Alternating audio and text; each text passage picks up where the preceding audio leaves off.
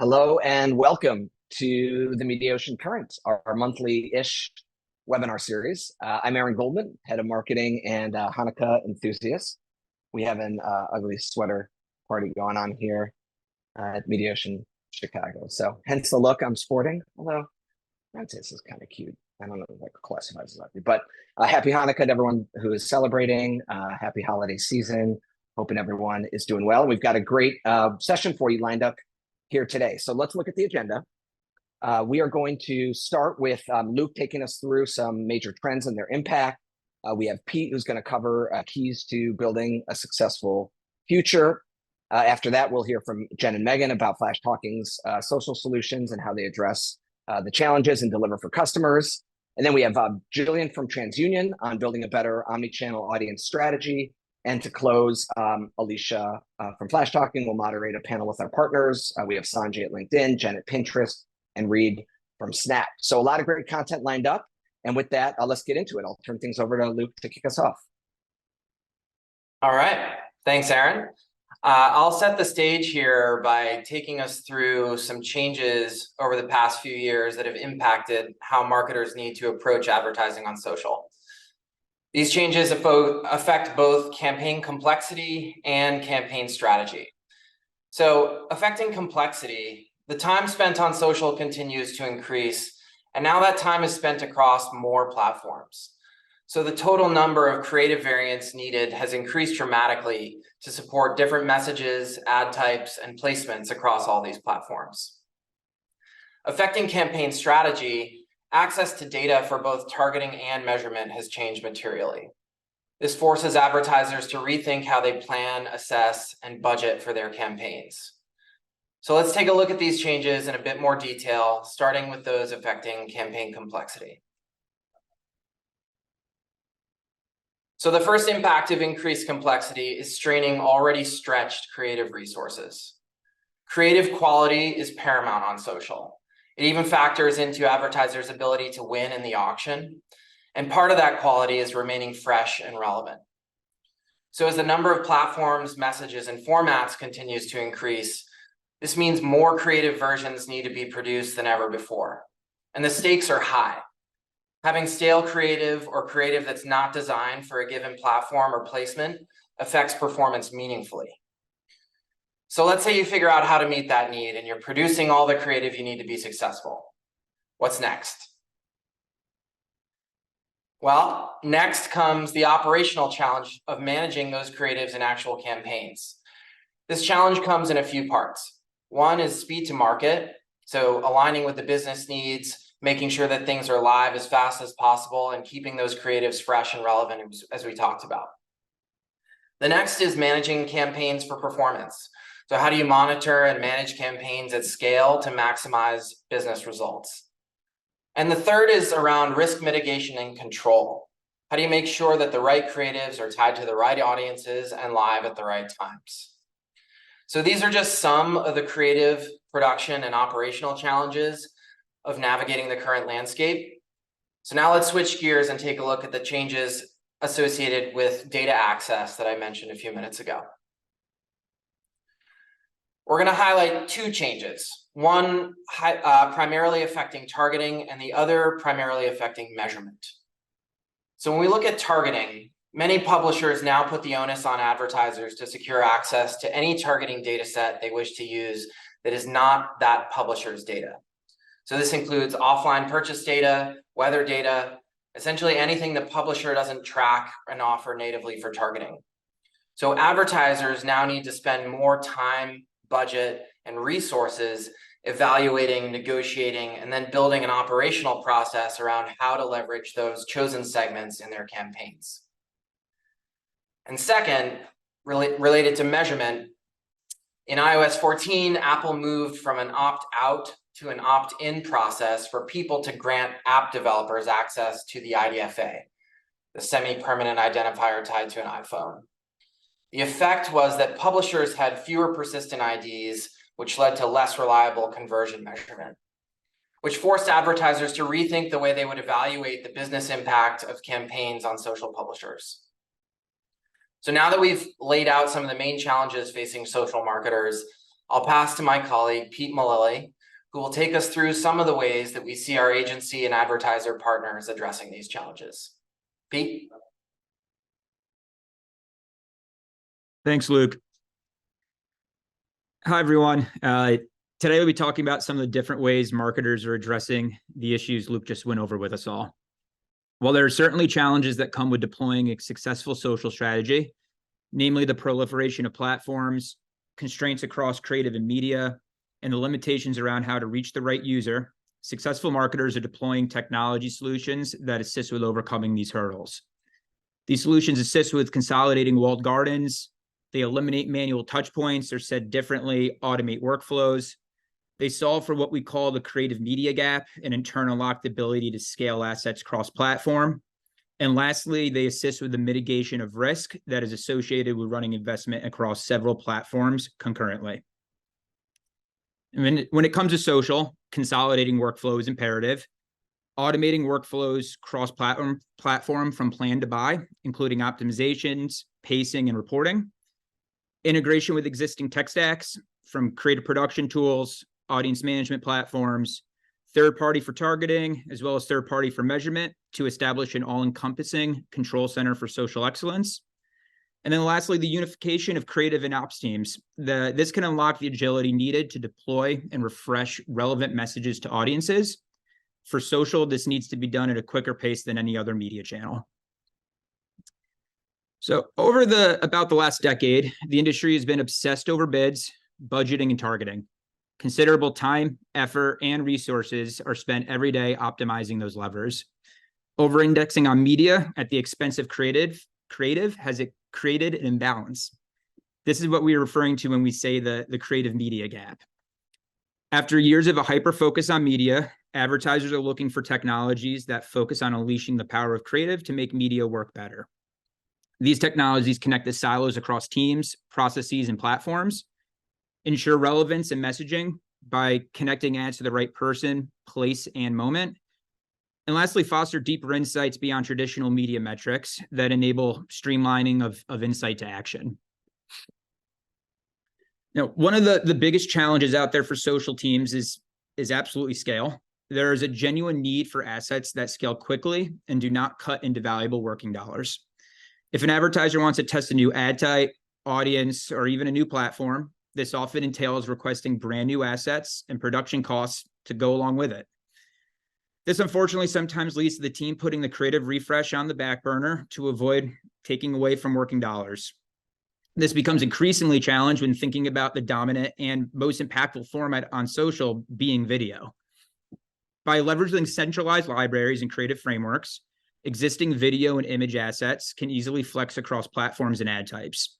And the utilization of AI enables seamless resizing and reformatting based on platform specs and requirements. And we all know this, but the first impression matters. In social media advertising, they're often made in the blink of an eye. Advanced creative tools ensure advertisers can maximize creative impact while providing the flexibility they need to scale. For example, advanced catalog offerings enable marketers to take a dull product image, such as this dress you see here, and make it shine with dynamic price points, custom descriptions, or many other branded elements. They can also add timely messages to truly connect with the consumer. You'll see this done here in the example to the right, where the message was tailored to the real-time weather within the targeted geo. And sticking on the topic of creative, more creative is great, but better creative is what wins. An advertiser can't simply maintain that stream of content. It must be better than the last. That said, identifying high-performing creative variables and the why behind the boost in performance can certainly be challenging. Media teams need to quickly understand which audiences respond to specific creative components.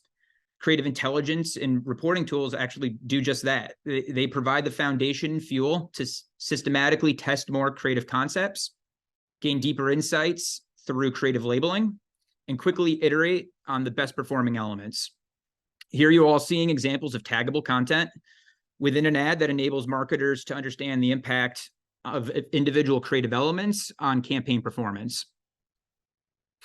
Now, before handing things over to Jen and Megan, I want to reiterate three main themes that are front and center for paid social. First, Changes are happening rapidly and they're not slowing down. This compounds with each new platform. Consolidating and streamlining workflow is imperative. Creative is the most impactful, yet the least optimized layer of a campaign lifecycle. The ability to scale, differentiate, and connect is key. And lastly, technology solutions that consolidate platforms and integrate with existing tech stacks are paramount in helping social media teams do more with less. Thanks, everyone. Thanks, Pete. Megan and I are going to walk everybody through how we bring these opportunities and the creative to life in Flashtalking. You may remember at the end of Q2, during a previous Mediaocean Current webinar, we rolled out our Flashtalking framework, framing the Omnichannel framework and our flexible model for advertisers to tap in wherever they need. Today, we'll talk about create, automate, activate, and iterate through the lens of social and how our tools make it easy for social advertisers. First up is create. Using a single framework, you can make your existing assets work harder. You can easily scale messaging. You can use our design tools, or we can integrate with your existing design tools. You then can version across publishers and audiences. And lastly, you can apply intelligence to better understand thematic elements of your images and videos that are truly driving performance, gain a deeper understanding of creative performance, and easily iterate. When it comes to creating audiences, our tools provide ways to save time, money, and extend audience reach to more efficient segments. Import first-party audiences and send across all of your publishers. They refresh every week to maintain relevancy in market. This alone can significantly lower your monthly cost of CDP or DMP. Our audience marketplace has ready-to-go audience segments to pull from and target against without the hassle. Then expand through lookalike modeling and apply affinity segments that help to expand reach to a more efficient cost by analyzing audience and brand relationships and behaviors on social platforms. Let's take a look at one client example. This is a charity organization who had a fundraising goal during the very competitive holiday timing. They needed to find audiences that would sponsor a puppy. They were hitting a bit of a plateau in finding possible segments. They tapped into our affinity audiences and were able to find audiences on Meta of users who were most likely to engage with guide dogs. Their use of these more efficient and scalable audiences drove a vast improvement year over year. Next in our framework is automate. This is where you can accelerate speed to market and relevancy through creative automation. Our bulk tools make it easy for advertisers to build ads and generate versions at scale quickly and efficiently, as well as map the creatives across publishers into their intended campaigns. From there, advertisers can also manage ads and easily automate updates from one single platform. Let's take a look at another client example. This is a large-scale grocer who used creative automation, and they were able to save big time on production costs, as well as creating the necessary assets across all of their multiple locations and their in-store weekly promotional updates. They were able to get creative live on time and easily swap out offers and images through a custom-built video tool. A single workflow enabled quick collaboration with the client on creative and connection to feeds automated product and offer updates. It also allowed the agency team to quickly set live, schedule, and pause all within a single place. Automation also enables advertisers to deliver the right message at the right time using our rules-based automation feature, truly helping advertisers break through the clutter by enabling more personalization, such as syncing with live ads, scheduling countdowns, day parting, sequencing, weather targeting, etc. One last client example, an entertainment brand that has a mobile app for users to buy and sell tickets through their app. They needed a solution to create real-time optimizations and quickly manage their campaigns easily and frequently. They leveraged our Flashtalking Social Ads Manager smart groups to exercise granular control on budget spending and leverage rules-based optimization to automate manual optimizations. Using these tools in tandem, they effectively decreased their cost per install and their CPM. They were able to narrow their focus to real-time optimizations and sporting and live events to effectively increase app installs. Now I'll pass it over to Megan to talk you through Activate and Iterate. Thanks, Jen. So moving on to Activate. When it comes to daily activation across platforms, Ads Manager provides that consistent tool set to accelerate learning and mobility, and also automation woven throughout to deliver on an advanced level of control. So by managing publishers within one single platform, teams save time on the day-to-day and are ultimately exposed to less risk. For example, setting up alerts can safeguard against over/under spending, or the ability to visualize pacing and performance and act quickly across publishers provides immediate insight.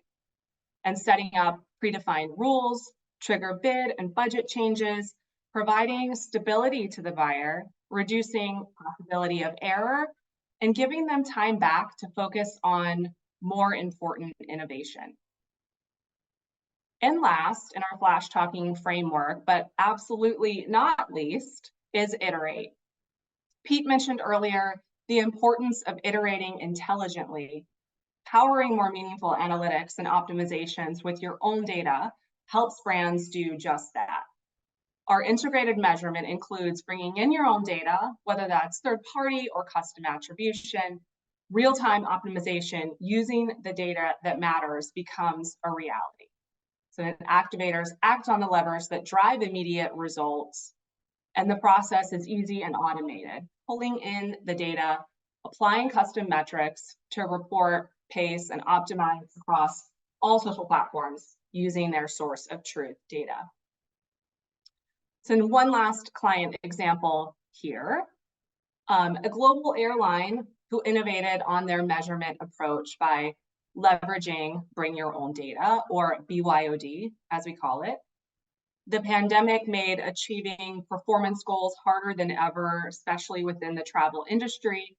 So wanting to stay ahead, they leveraged source of truth social metrics. The team wanted to drive on-site flight and holiday searches globally through social channels at a more cost-effective cost per search. So they integrated SA360 with Flashtalking's Ads Manager, and this integration provided the team with the data needed to optimize for that on-site behavior across platforms. They then used Performance Dashboard and Report Center, and the team was then able to manage global cross-channel activity and further campaign optimization efficiently. So ultimately, driving growth is the focus for us all, no matter what your role, and a technology to support that is key to driving real results. So whether that's cost savings, time savings, optimizing quicker, smarter, and overall increasing brand performance, a technology to support is vital for continuing to overcome the challenges that we discussed today and to really take advantage of the vast growth potential the social channel provides advertisers. And along with technology, support is a critical piece. Flashtalking provides a flexible support model, whether it's training and onboarding or a more hands-on approach. We have experts in all focus areas and experienced support teams to deliver on your needs. So now let's shift over to our partners. We'll start with Jillian from TransUnion, who will walk us through ways to amplify your audience strategy. Hey guys, thank you for having me. My name is Jillian Rudish, and I oversee some of our largest strategic partnerships at TransUnion, including Flashtalking. To give you a little bit of background on TransUnion, TransUnion has a 50-year history enabling trust. We bring together industry-leading consumer data and best-in-class identity to deliver scale and accuracy and connectivity for marketers they need to succeed in today's highly competitive and fragmented media landscape. We have evolved significantly to diversify our product mix and solutions over the past few years. Starting out as a credit bureau, we have a foundation of robust consumer data across most of the US population. TransUnion is a trusted partner because of its focus on responsible data stewardship. We made some significant acquisitions to expand our capabilities around identity, audiences, and analytics, including Newstar, TrueOptic, and TrueSignal. Bringing that all together, TransUnion is in a prime position to power the next generation of marketing. Today's media consumers are more connected than ever. Even with the economic uncertainty, the digital revolution is continuing to fuel growth in advertising marketing. US ad industry revenue is expected to jump 5% to $363 billion in 2023 and rise another 4.3% in 2024. They're spending time across multiple channels, and each channel is becoming more complex. For example, a consumer can engage with social media across multiple channels, mobile, CTV, and desktop. Content is available across channels, platforms, and devices. For example, if I wanted to watch Real Housewives, I could watch it across channels, linear, CTV, and mobile, multiple devices within a channel, Samsung TV, a Vizio TV at my house, on multiple CTV apps, YouTube TV and Peacock Plus, as well as the Bravo app. It's an extremely complicated landscape. And as a result, our view of consumers are increasingly fragmented. On top of that, data and privacy laws are continuing to evolve, which is impacting the type of signals we are able to leverage to track an individual and household. For example, this shouldn't be any new news to you guys, but cookies are getting deprecated, and there's talk of IPs that will be a fast follow. New future-proof IDs are emerging, like universal IDs, but there are a lot of caveats around opt-ins. All that's to say that these changes are impacting the way we plan, activate, and measure media. Identity is the answer to capitalize on these new opportunities in this omni-channel media landscape. A strong identity graph and framework enables marketers to understand who an individual and household is in a privacy-centric way by matching, verifying, and linking signals to an individual. This helps you create and plan against a specific audience, activate against that audience cross-channel, and measure the impact of your marketing dollars. For example, let's say I have a bunch of signals on John Smith. I understand that John Smith lives at 4240 Wallaby Way. Yes, my son was in the play Finding Nemo last night, so it was top of mind. Likes to go by the name Jake, not John. Has a specific mobile ID and IP address. He has multiple email addresses, his work email, personal email, maybe a shared family email. Is 45 years old and has 2 children within his household and is likely in market for a performance vehicle. This understanding of an individual is extremely important to a marketer to satisfy multiple use cases like prospecting, retention, acquisition, personalization. Unified identity is a foundation of omnichannel audience strategy. Some things to contemplate when thinking about identity in your audience strategy is it interoperable? Can you communicate and collaborate across partners and ID spaces? Clean room functionality. Can you leverage your data in a privacy compliant way while minimizing data movement? Audience flexibility. Can you leverage first party or third party data and have a singular view of identity across platforms independent of walled gardens? Is it configurable? Can you tweak your view of identity to maximize reach for activation or focus on accuracy when you're looking at things like creative personalization? It's a complex landscape, but with an accurate and scalable view of identity, you will be armed to manage this omni-channel ecosystem. Thank you for having me. I'm going to pass it back to Alicia. Thank you, Jillian. And now it is time for our partner panel. I'm really excited to have LinkedIn, Pinterest, and Snapchat here to discuss how some of our social partners are thinking about the topics that the speakers have touched on thus far. So thank you, speakers, for joining us today. We're going to go around. Everyone can introduce yourself. And in keeping with the social theme, pretend you are writing a short post. You have 500 characters to tell us why it's important for brands to advertise on your platform. Sanjay, let's start with you. All right. Hey, Alicia, thanks for having me. I'm Sanjay Malwani. I'm a senior partner manager here at LinkedIn in our marketing solutions division. 500 characters. All right, start counting. Here we go. I think for LinkedIn, it all comes down to trust, right? As brands navigate what we're seeing as an increasingly chaotic landscape, I think LinkedIn really remains a brand safe platform for advertisers, and it remains a trusted content channel for our members, right? If you're a B2B brand or if you're a high consideration B2C brand, right? Think what you guys have all been presenting up until this point, travel, auto, luxury, where you show up matters. I always point to this research study that Nielsen did a while back, and they discussed this halo effect that brands have just from being on LinkedIn, right? They're perceived as more trustworthy, more intelligent, more respectable. So I think as a brand or even as a professional, right, for that matter, LinkedIn is a platform that you want to be associated with.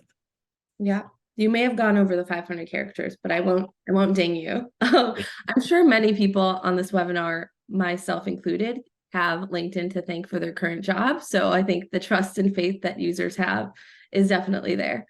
How about you, Jen? Hi, everyone. My name is Jen Ferrugio, and I'm a business development lead at Pinterest. I've been here for about a little under 4 years, and I oversee our relationships with our global ad tech partners like Flashtalking, and I'm super excited to be here. I may lean more into the old school social post character count days than Sanjay did, but we'll see kind of where we go there. So for Pinterest, that's where people go to plan for every occasion. While on other platforms, people are catching up on what happened yesterday, or maybe kind of leaning further into that doom scroll, our users are excited for what comes next, and they're looking for brands to help bring those ideas to life. Yeah, I can certainly attest to that. While some of my content is quite lofty, maybe most of the recipes or the design acumen, Pinterest is definitely where a lot of things take shape before they become a reality for me. So love Pinterest. And Reed, your turn. Awesome. Thank you guys for having me. My name is Reed Howell. I lead our product marketing teams here in the Americas, and in 500 characters or less. So I think I want to stress that Snapchat now reaches over 750 million people worldwide every month and over 400 million people every day, making it one of the largest platforms. And these hundreds of millions of people come to Snapchat with a different frame of mind versus the other platforms. So Jen just mentioned on Pinterest where they're going to discover. Snapchatters come to the platform because it's where they can be their authentic selves and foster real relationships with those who matter to them. That's great. I have Snapchat to thank for the place that I go to for friendly-ish banter across my family. I think we might be able to start our funniest home video show by ourselves, but it's certainly a place that I could be authentic. So love that. So Luke walked us through some key challenges earlier, evolving user behavior, plateaued or diminishing audiences. How are, your individual platforms addressing these challenges, and where are you focusing most? Jen, we can start with Pinterest. Sure. So, we're really focusing on content and making sure that every surface and pin is as shoppable as possible. We've actually seen quarter-on-quarter growth for the last year, and we currently have over 480 million users worldwide who come to Pinterest monthly to plan for their lives.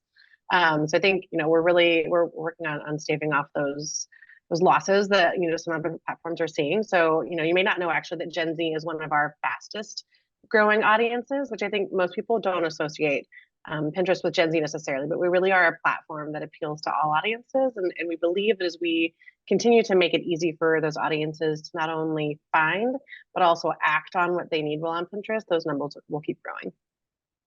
Well, I will not only then use Pinterest to do all of my shopping, which may be bad for my wallet, but hopefully those Gen Zers can, keep me cool too. And they'll do their best. Appreciate that. How about you, Reed? How is Snapchat addressing the challenges? Yeah, so this is a great question. Over the last year, we've actually begun to see consumption behavior shift a little bit more towards user-generated content, or UGC.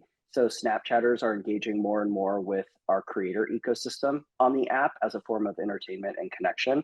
And so what's interesting is we actually see creators offer a different side of themselves, kind of going back to that authenticity play on our platform. So they're not their most edited, their most polished, or their most trendy, and they're engaging with Snapchatters similar to how friends and family would engage on the platform and sharing those everyday moments. So we believe that's what's driving Snapchatters to engage with creators on the platform and really lean into that content. And identifying this behavior shift has really allowed us to double down on our creator work and bringing together brands and creators in a more seamless way. So at Adweek, we recently announced a suite of tools called our Creator Collab campaigns, which are going to be giving advertisers the ability to seamlessly identify trends amongst creators, connect and find various vetted and verified creators, as well as easily partner with them for their campaigns. So really leaning into the user behavior as it relates to UGC and where people are spending time on the platform.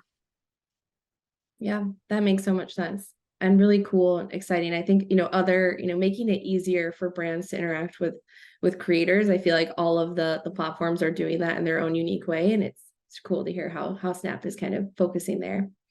How about you, Sanjay? How is LinkedIn approaching the challenges that Luke went through? Yeah, it's a good question, Alicia. And, I think interestingly, and like similar to what Jen just commented on, right? Audiences aren't actually diminishing on LinkedIn. We're adding 3 members per second, and we're seeing this increase, like Pinterest, right? In quality engagements, quarter over quarter, year over year. We recently reached a cool milestone of 1 billion members, right? The users on LinkedIn's platform, we call them members, but we hit that 1 billion member mark, and that's cool, but really it's being able to work with that kind of scale is what allows you to reach the people that matter most, right? And still have a scalable target audience to run efficient campaigns.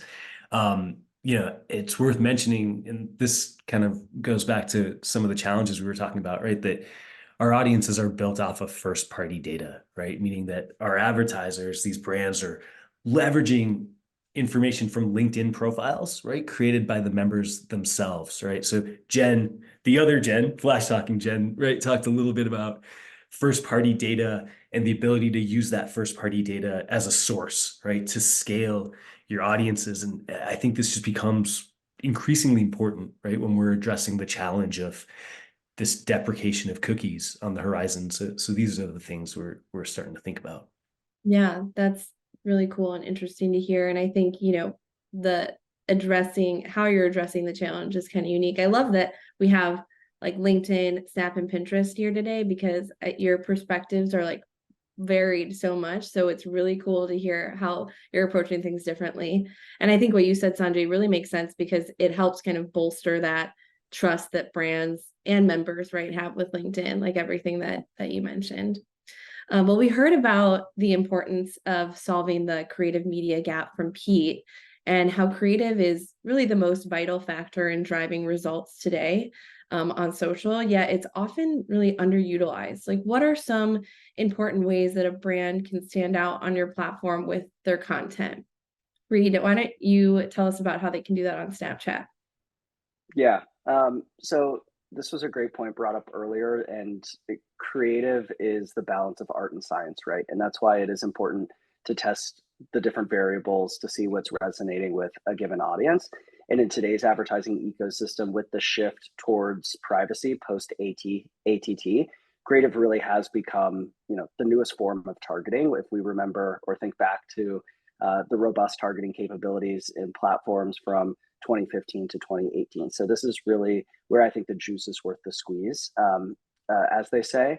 And our studies have shown on Snap, the way advertisers can have the biggest impact when it comes to creative is really diversifying the formats and a multi-product ad approach. So running video alongside AR and really creating a robust campaign on the platform that hits on all the surfaces and gets in front of that audience. But I do want to stress that testing is very important, and we are continuing to invest in tools that will allow advertisers to dynamically edit or test different variables of creative, such as copy and text. Yeah, that's great. And how about you, Jen? What are some ways that brands can stand out on Pinterest?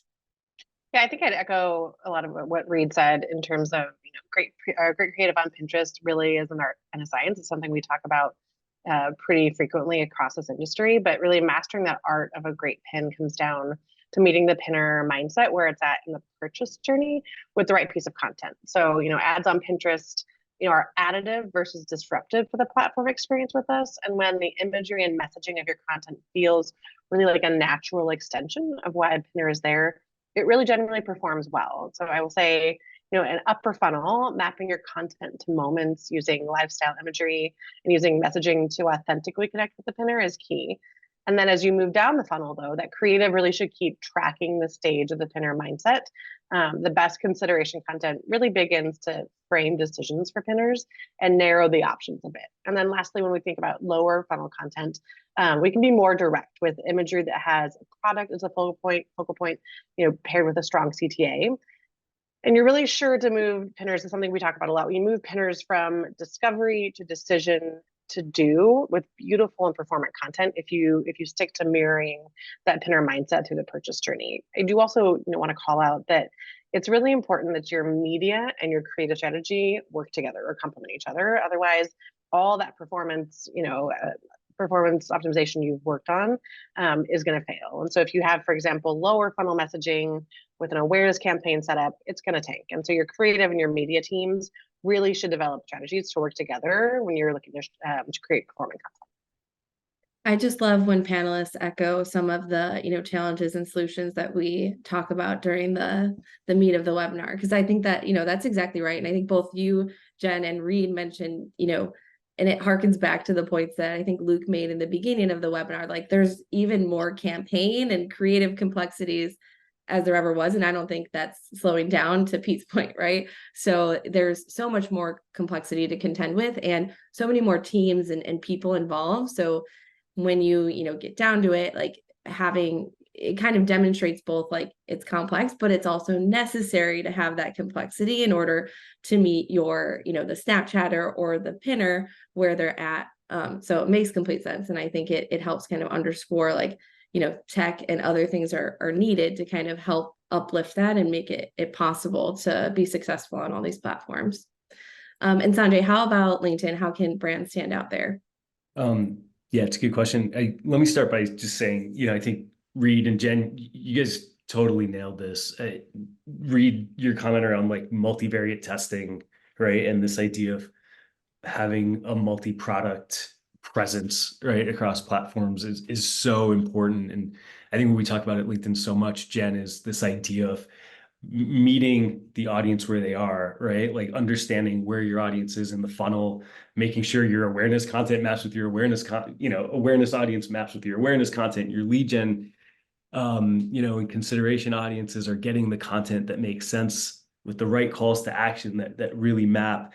For us, the other thing that we sort of think about is what type of content resonates with members on LinkedIn, because it is kind of a unique space, right? And I'll give you like a few different examples. I think conveying emotion is an interesting way to think about your creative.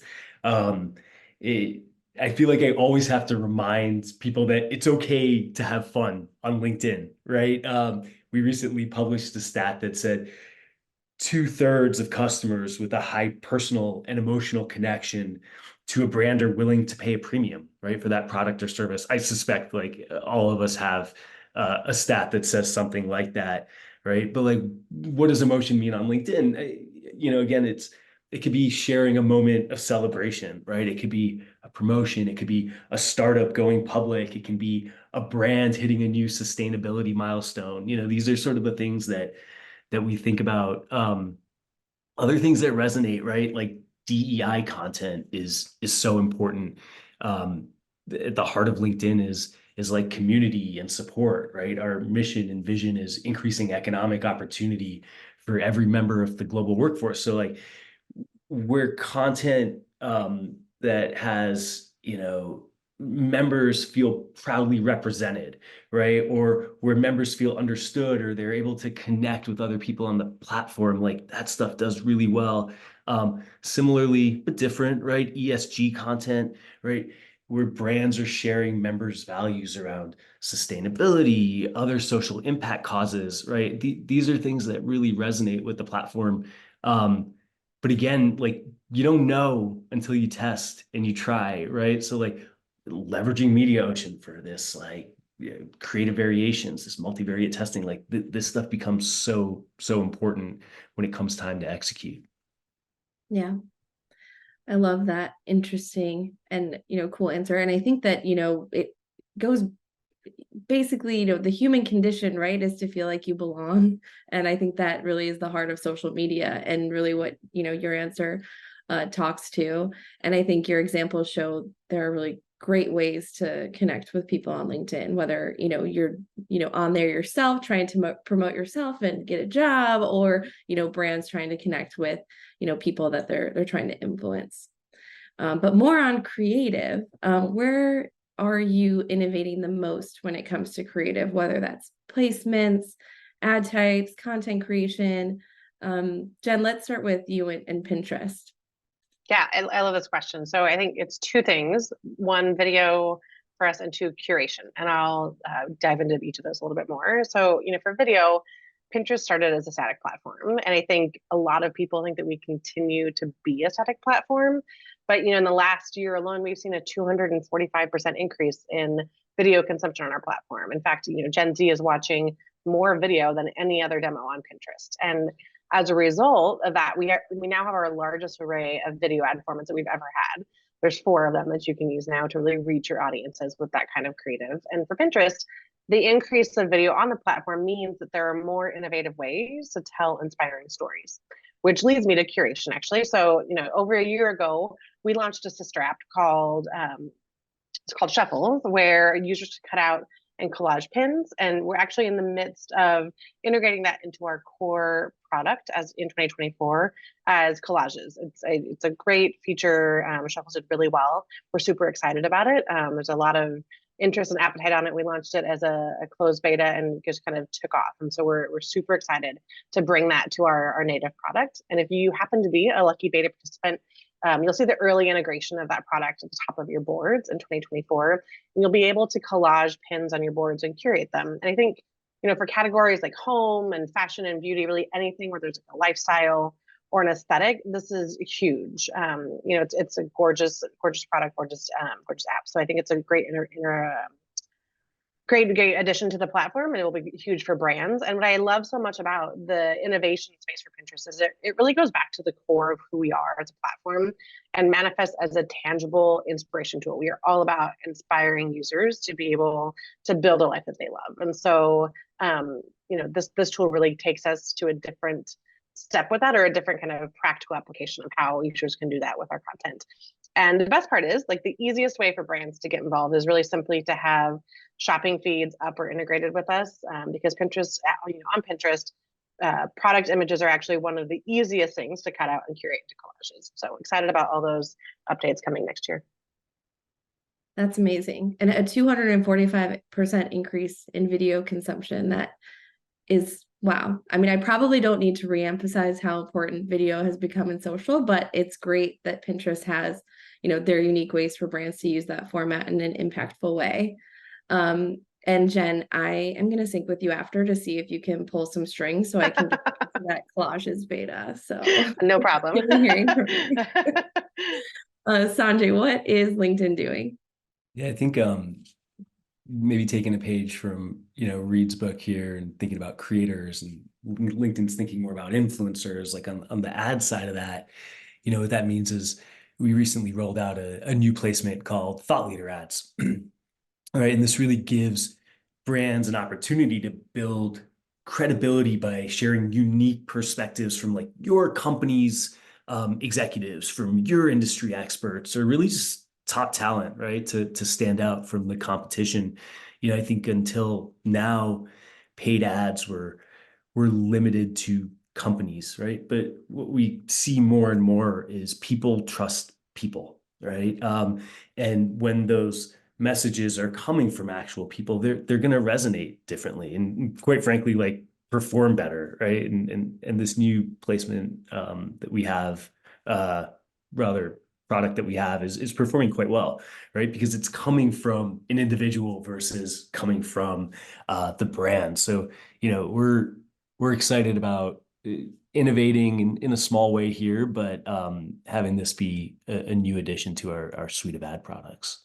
Yeah, I love them. I've seen them on LinkedIn and I really like when I come across them. And I think, the human element is sometimes lost in brand messaging. So these, I think, are a great way to, elevate brand awareness and also create that connection that we've talked about and mentioned a few times already. How about Snapchat, Reed? Will you tell us about some innovation on your side? Well, I'm actually super excited about this question. So Snap has always been at the forefront of innovation, right? So from pioneering vertical video to making the camera and AR really at the core of what we do. And so because of this, over the years, we've been able to provide both brands and Snapchatters with a creative canvas to express themselves authentically. And as we look forward and continue to invest in innovation and innovating with AR and AI, particularly coming together to provide even more engaging experiences, we believe there's a massive role for AI to play a part in our AR in particular. So especially in the pursuit of reducing barriers for creativity in 3D asset creation. So today, there are some challenges with brands and creators alike that they face when trying to develop some of these more robust 3D or AR experiences. However, in the not so distant future, there is potential for AI to help streamline this process. And at Snap, we believe in accessible AR. So our aim for 2024 is to really invest in ways that AI can help facilitate the creation of AR lenses and making it easier for creators and brands to really lean into some of those more personalized and immersive experiences for their audiences. So you can think of prompts and generative AI to actually develop creative campaigns from 2D to 3D for you. So super excited about some of the work and innovation coming out here. Yeah, that all sounds really like unreal, honestly. But very cool. And I think, it's easy to forget that Snap really like did a lot of early like social media or like, mobile innovation. And, Snap really was at the forefront and, continues to do like really cool things. And I think that it's also very promising with the current momentum and like buzz right around AI. Like to your point, like access is becoming it's becoming more and more accessible, right? And people are able to leverage it, whether that's brands or individuals or developers. So I think it's really cool that will lead to, more innovation, faster innovation. So I'm excited for what's to come. And, speaking of what's to come, looking ahead, to close this out, would love to hear what your platform's New Year's resolution is for 2024. So Sanjay, let's hear from you on LinkedIn. What's the 2024 like tagline, New Year's resolution? Tagline, better measurement. That's it, right? So I think we're going to continue to invest resources into conversion APIs, revenue attribution, CRM syncs, things of that nature, right? Over the next several months, you're going to see new capabilities, new dashboards that really better, more comprehensively, more accurately measure the value of your campaigns, right? I want us to tell a clear story on the impact a LinkedIn campaign has on a closed won deal, right? How do we better illustrate the total pipeline that your LinkedIn investment was able to influence, right? So we're going to see a real focus on measurement and these types of initiatives moving forward. I love that your answer touched on like one of the topics that, focused on early on in the presentation, but my questions didn't. So thanks for that. You're welcome. Throw me a bone. Oh, all right. How about you, Reed? What would you say is Snapchat's New Year's resolution? Yeah, so we're really looking forward to doubling down on what's working versus expanding product suite or monetizing surfaces on our platform. So investing further in ranking, delivery, backend systems to ensure, and I think this line was said earlier, the right ad is delivered to the right person at the right time. So really making sure we are delivering for the advertisers on our platform and what we offer today. I love that. And I feel like it also kind of ties into, measurement too, which is great. And Pinterest being the ever inspirational platform, what is yours? I'm going to approach this the same way I approach my resolutions. I can never pick just one, but I'll keep it short. So, I think I'll touch on a couple of things that I already shared because they're just at the core of who we are. And so for our New Year's resolution in 2024, we're just going to keep inspiring pinners to live and build the lives that they love. I mentioned before, our goal really as we move forward is to inspire pinners to move from that discovery to decision to do. And of course, our focus, I think top and center for us is shopping. How do we make all those pins shoppable? So Alicia, we're going to get you some Gen Zers. We're going to get you all the different, anything your heart desires on Pinterest with those shoppable pins and surfaces. So, we're committed to making that happen and continuing to inspire the way we always have. So that's great. Maybe it'll inspire me to get to the do part of a lot of my, Pinterest ideas. We're there for every part of the process for you. So no judgment. You just keep doing it. Perfect. Well, you guys, this was really fantastic. This is my first panel that I've ever moderated, and I feel like it couldn't have gone better. So thank you so much. I loved hearing, perspectives from LinkedIn, Pinterest, Snapchat. You guys all have your unique way of thinking about things. So thank you so much, Jen, Reed, Sanjay, for participating. I'm going to turn it back over to Aaron, but Aaron, before you close us out, would love to hear what Flashtalking's New Year's resolution will be for 2024. All right. Thanks, Alicia. Well, I hope this isn't a cop out, but I would say that our resolution is to lean in even further with our partners, just hearing about how big each of them has grown and how they each serve such unique audience and are coming out with innovations and, thinking about our role at Flashtalking to make it sort of simple and easy to work across all of them through our platform and layer on identity through folks like TransUnion to make it all super seamless. Actually, speaking of lean in, I can lean back and you can actually see TransUnion right down the block from me there in Chicago. So hi, Jillian. So yes, cheers to partnerships in 2024. And now for a few parting gifts. I always like to bring some goodies to the end of these sessions. I don't have like a sack of presents. I'm not Santa coming down the chimney or Hanukkah Harry, but I do have PDFs for all the good kids out there. So we can advance. The first one is not a PDF yet. We're going to be releasing this report in early January, but you can register now for our next webinar. So Mediaocean Current will be on January 18th.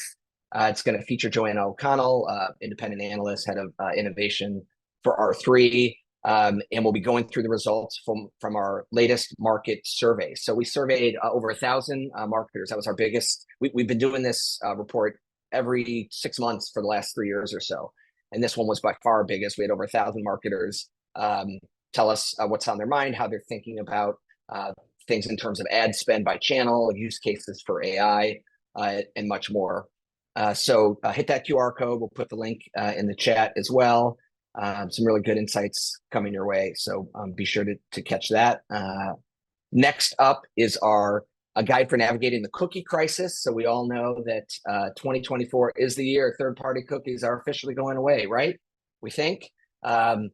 This white paper is going to tell you everything you need to know about what it means, how you can prepare for a cookieless world. Flashtalking has been out ahead of this for years, so rest assured we've got you covered. Smash that QR code or hit the link in the chat to download this report. Then our final goodie is a new report that Forrester just released called How to Use Technology to Develop Better Creative. Forrester has been covering the creative ad tech space for quite some time. Nick Hillai is the lead author, and this report goes into detail on how you can line up your people, processes, technologies to meet consumers in the moment with that relevant messaging that we've all been talking about today. And with cookies going away, it's getting harder and harder to drive incrementality on audience targeting and bidding, as our speakers have discussed. So creative is really that next frontier in terms of how you can separate your brand. So download that report. And then the last thing I'll leave you with is a final call to action. If you're going to be in Las Vegas in January for CES, we'd love to meet with you. Drop us an email, info@flashtalking.com. I will be there, not in the sweater, but something more Vegas appropriate. Others from the Flash Talking team will be in tow. We look forward to meeting with clients and partners. So if you will be there, please reach out. We can set up a meeting. And I'll just end with a final thank you to everyone who joined us, to all of our speakers, panelists. Thank you for your participation and your partnership, and wishing everybody out there a very happy, healthy holiday. And we'll see you again soon. Take care.